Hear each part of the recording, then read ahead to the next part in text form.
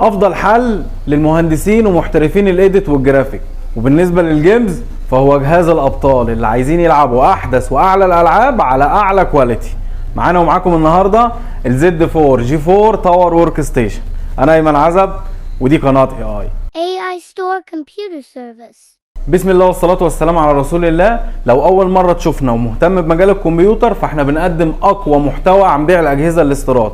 ما تنساش تشترك في القناة وتعمل لايك وتفعل زر الجرس لو المحتوى بتاعنا عجبك. جهاز الأبطال رجع من تاني، الزد 4 جي 4 تاور ورك ستيشن.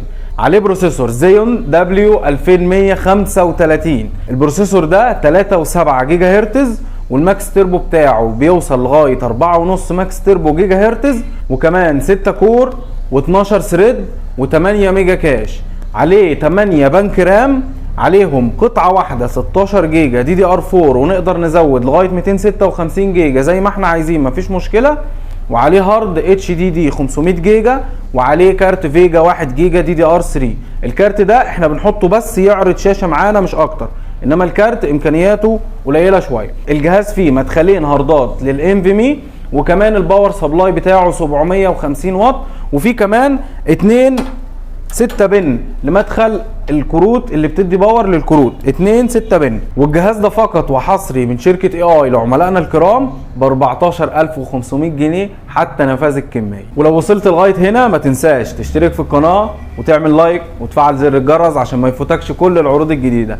وفي البدايه كده انا حابب ان انا اشكر كل الناس اللي اتعاملت معانا وجربت الاجهزه كويس جدا ودخلت قالت رايها في شغلنا على القناه بتاعه اليوتيوب او على صفحه الفيسبوك بكل صراحه، وزي ما الاجهزه جات لهم قالوا رايهم.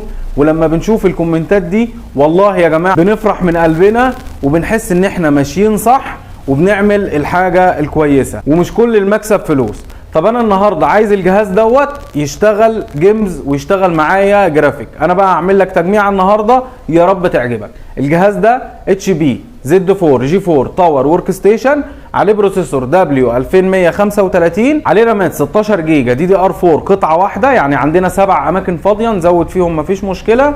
وكمان عليه هارد انفيمي 256 جيجا، وهارد اتش دي دي 500 جيجا، وكمان هنحط معاه كارت جي تي اكس اسوس جيمنج جي تي اكس 970 4 جيجا دي دي ار 5، نسخه جيمنج، نسخه اسوس محترمه جدا جدا جدا، هتشتغل معانا سواء في جيمز او هتشتغل معانا في جرافيك.